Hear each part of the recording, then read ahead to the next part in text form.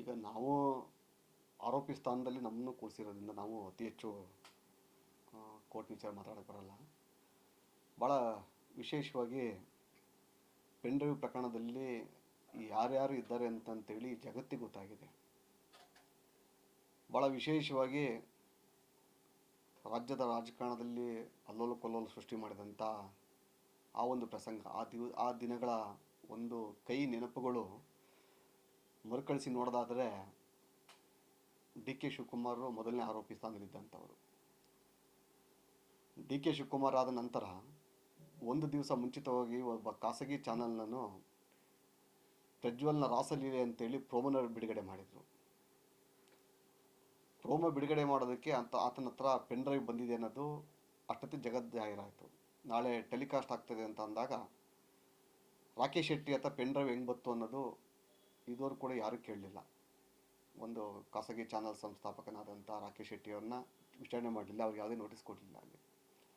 ಅದಾದ ನಂತರ ಹಲವಾರು ರಾಜಕಾರಣಿಗಳು ಬಾಯಲ್ಲಿ ಮಾಧ್ಯಮದೆಲ್ಲ ಮಾತಾಡಿರೋಂಥದ್ದು ಜಗಜ್ಜಾಹೀರಾಯಿತು. ಭಾಳ ವಿಶೇಷವಾಗಿ ಹಾಸನ ಜಿಲ್ಲೆಯಲ್ಲಿ ಪೆನ್ ಡ್ರೈವ್ ಎಲ್ಲಿ ಸಿದ್ಧ ಆಯಿತು, ಯಾವ ಥರ ಅಲ್ಲಿಂದ ಡಿಸ್ಟ್ರಿಬ್ಯೂಷನ್ ಆಯಿತು ಅಂತಂತೇಳಿ ನಾನು ಎಲ್ಲ ಶಿವರಾಮೇಗೌಡ ಮಾತಾಡಿರೋಂಥ ಆ ಟೈಮ್ನಲ್ಲೇ ಎಲ್ಲ ಬಿಡುಗಡೆ ಆದಂಥ ಭಾಳ ಹತ್ತಿರವಾದಂಥ ವಿಚಾರಗಳೆಲ್ಲ ಸತ್ಯ ಸಂಗತಿಗಳು ಅಲ್ಲಿ. ಆದರೆ ಈ ತನಿಖಾ ಸಂಸ್ಥೆಗೇನು SIT ಅಂತ ಏನು ನೇಮಕ ಮಾಡಿದರು, ಅವರೇ ನೇಮಕ ಮಾಡಿರೋಂಥ ಒಂದು ಸಂಸ್ಥೆ ಅದು, ರಾಜ್ಯ ಸರ್ಕಾರ ಮಾಡಿರೋಂಥದ್ದು.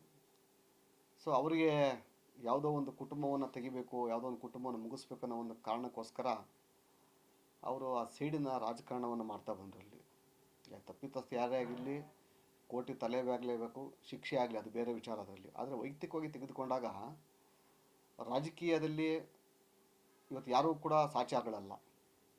ಹಲವಾರು ನಾವು ದೃಶ್ಯಗಳನ್ನು ನೋಡಿದ್ವಿ ನಾವಲ್ಲಿ. ಸೊ ಆ ದೃಷ್ಟಿಯಲ್ಲಿ ಇಟ್ಕೊಂಡಿದ್ದನ್ನು ಭಾಳ ಸೀರಿಯಸ್ ತೊಗೊಂಡ್ರು. ಇವತ್ತು ನಾನು ಭಾಳ ಪ್ರಮುಖವಾಗಿ ಹೇಳಬೇಕು ಅಂತ ಅಂದರೆ, ಅವತ್ತಿನ ಘಟನೆಯಲ್ಲಿ ನಡೆದಂಥ ಇದರಲ್ಲಿ ಇವತ್ತು ಚಾರ್ಜ್ ಶೀಟನ್ನು ಫೈಲ್ ಮಾಡಿದ್ದಾರೆ. ಚಾರ್ಜ್ ಶೀಟಲ್ಲಿ ನಾನು ಆ ಕೇಸ್ನಲ್ಲಿ ವಿಟ್ನೆಸ್ ಆಗಿದ್ದೆ, ನಾನು ಸಾಕ್ಷಿದಾರ ಆಗಿದ್ದೆ. ನನ್ನಿಂದ ಯಾವ್ದಾರ ಒಬ್ಬ ವ್ಯಕ್ತಿಗೆ ಪೆನ್ ಡ್ರೈವ್ ಹೋಗಿರೋದಾಗಲಿ, ಇಲ್ಲಾಂದರೆ ಒಂದು ವಿಡಿಯೋ ಹೋಗಿರೋದಾಗಲಿ, ಅದನ್ನು ಅವರು ಅಷ್ಟು ತಾಕತ್ತಿದ್ದರೆ ಮಾಧ್ಯಮದಲ್ಲಿ ಬಿಡುಗಡೆ ಮಾಡಬೇಕಾಗಿತ್ತು. SIT ತನಿಖಾ ತಂಡ ಏನಿದೆ ಅದು ನಾನು ಬೇರೆಯವ್ರಿಗೆ ಕಳಿಸಿರೋಂಥದ್ದನ್ನು ಬಿಡುಗಡೆ ಮಾಡಬೇಕಾಗಿತ್ತು ಅವತ್ತು. ಇವತ್ತು ನಮ್ಮ ಮೊಬೈಲ್ ಅವ್ರ ಕೈಲೇ ಹೋದೋ, ಕಂಪ್ಯೂಟರ್ ಅವ್ರ ಕೈಲೇ ಹೋಯ್ತು, ಎಲ್ಲ ಹೋಯ್ತಲ್ಲಿ. ಏನು ಬೇಕಾದ್ರೂ ಸೇರಿಸ್ಬೋದು ಹೊರಗಡೆ, ಯಾವ ಡಿವೈಸ್ ಬೇಕಾದ್ರೂ ಸೇರಿಸ್ಬೋದು. ಟೆಕ್ನಿಕಲಿ ಇವತ್ತು ಯಾರು ಏನು ಬೇಕಾದ್ರೂ ಮಾಡ್ಬೋದು ಅಲ್ಲಿ. ಆಮೇಲೆ ಗ್ರೂಪಲ್ಲಿ ನಾವು ನೂರಾರು ಗ್ರೂಪ್ಗಳಲ್ಲಿ, ಒಬ್ಬ ರಾಜಕಾರಣಿಯಾಗಿ ನಾನಲ್ಲಿ ಜನಪ್ರತಿನಿಧಿ ಆಗಿರೋದ್ರಿಂದ ನಾವು ನೂರಾರು ಗ್ರೂಪ್ಗಳಲ್ಲಿ ನಾವು ಸದಸ್ಯರಾಗಿರ್ತೀವಿ. ನಾವಲ್ಲಿ ಕೆಲವು ಗ್ರೂಪ್ಗಳಲ್ಲಿ ನಮಗೆ ವಿಡಿಯೋ ಬಂದಿರ್ಬೋದು ಅದರಲ್ಲಿ, ಆದರೆ ನಮ್ಮ ಮೊಬೈಲಿಂದ ಯಾರಿಗೂ ವಿಡಿಯೋ ಹೋಗಿಲ್ಲ ಅಲ್ವ ನಾವಲ್ಲಿ. ಇದರಲ್ಲಿ ಭಾಳ ಪ್ರಮುಖವಾಗಿ ಯಾರು ಮೇಯ್ನ್ ಆರೋಪಿ ಇದ್ದಾನೆ ಆತನೇ ಕೋರ್ಟ್ನಲ್ಲಿ ಹೋಗಿ ಸಾಕ್ಷಿಯನ್ನು ಕೊಟ್ಟಿದ್ದಾನೆ.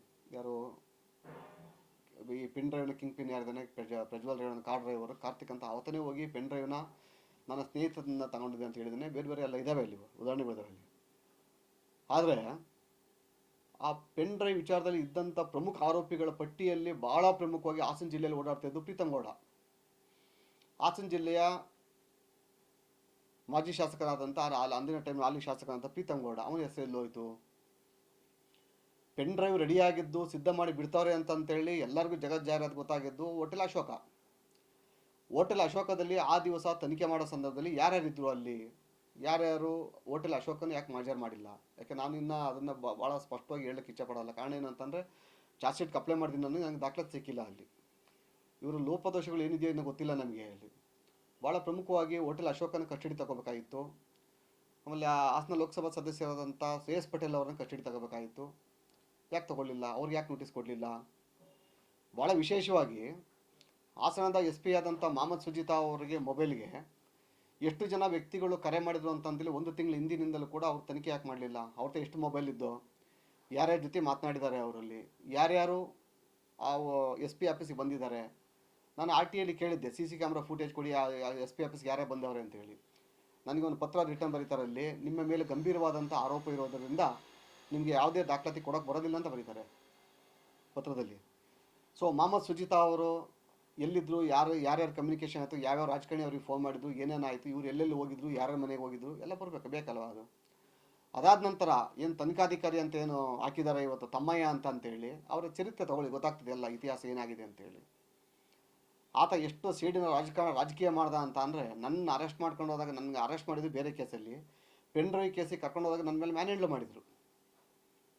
ಎನ್ಕೌಂಟ್ರ್ ಮಾಡ್ತೀವಿ ಅನ್ನೋ ಒಂದು ಭಯವನ್ನು ಹುಟ್ಟಿಸಿದ್ರು ಆ ಟೈಮಲ್ಲಿ.